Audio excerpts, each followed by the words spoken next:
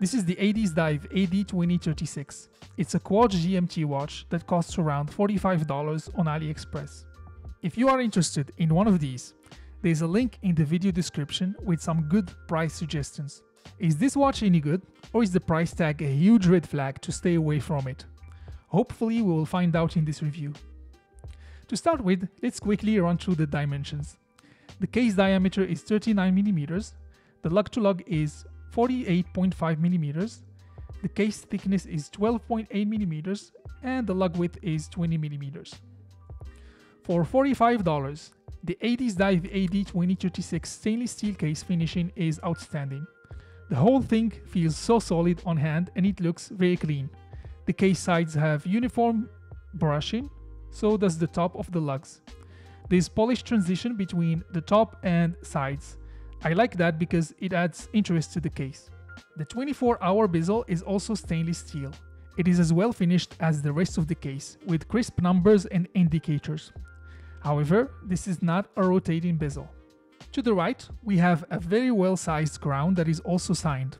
Unfortunately, this watch was released before the Addiesdive logo update, so it carries the old logo all over it. Personally, I do not like it at all. I think it's childish looking and it seems very confused with too many design cues that make no sense. On the positive side, the crown has good proportions and is easy to use. It's also a screw-in crown, which should help with the water resistance. The screw-down case back is also made of stainless steel and it has that same logo etched on it. But at least it cannot be seen there, right? Under the case back, we have a GMT quartz movement, the Swiss Ronda 515-24H. It offers an accuracy of -10 to +20 seconds per month, hacking a central GMT hand as well as a date window. The advertised battery life is 45 months.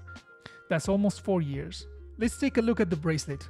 This is an all-solid link stainless steel bracelet that is surprisingly good, when we take into consideration the $45 price tag. It will still be good on a $150 watch in my opinion. I've seen $150 to $200 watches that have worse bracelets.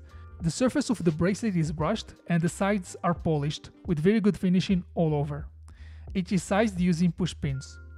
The clasp is milled and feels very solid when operated. It has 5 micro adjust holes, which guarantees a perfect fit for all wrist sizes. The top of the clasp has both the ugly logo and Addiesdive brand name. That is the worst thing about this bracelet in my opinion. Now let's take a look at the dial. It is covered by a slightly curved mineral glass crystal. I really like this because the distortions are there, but not to the point where they annoy me when I try to read the time.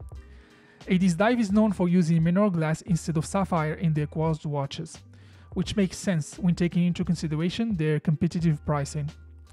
The Addiesdive AD2036 has a vintage-looking black dial. On the outside, we have printed indices in a faux patina looking yellow. I like the sharp edges on these indices, but I think the outside of the dial is a bit crowded with the seconds indices plus the extra markers for the GMT feature. Below the 12-hour indicator, we have the infamous old Addiesdive logo that is printed in white. Under the pinion, we see the GMT printed in orange, Deep Sea Hunter brand name, and 200 meters of water resistance. Honestly, I would prefer the entire dial to have faux patina rather than parts of it being in yellow and others in white. There's a 3 o'clock date window with a white date wheel. It stands out a bit, but I don't mind it that much on this watch. We have a Tudor style handset with a snowflake hour hand, pencil minute hand, and a diamond second hand. All are silver with yellow patina loom. The diamond GMT hand is orange, which matches the orange GMT printed on the dial. The hands are well sized, with the minute seconds and GMT hand extending all the way to the edges of the dial. This is great for legibility, allowing for a better reading of multiple time zones. The hands and the indices are loomed. In my test, it started strong, but the hands disappeared around the 16th minute mark. So how do you set the time on this watch? This is what's known as an office GMT, which means it's the GMT hand that can be set separately. To set the time, you need to unscrew the crown and pull it to the second position. This should allow you to set the local time by moving the snowflake hand. Once that's done, move the crown to the first position.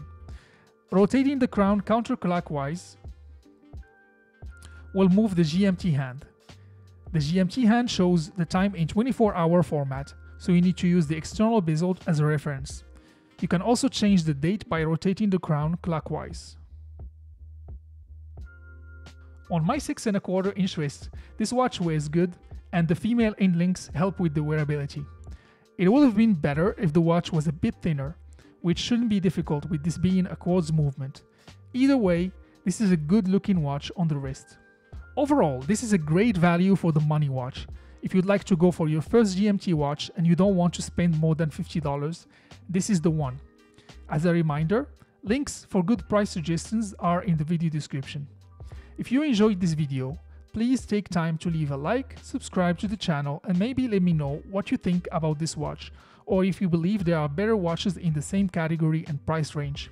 If you're not sure what to watch next, or want to see more from Addiesdive, here are other watches I reviewed a few months back. Thank you so much for watching.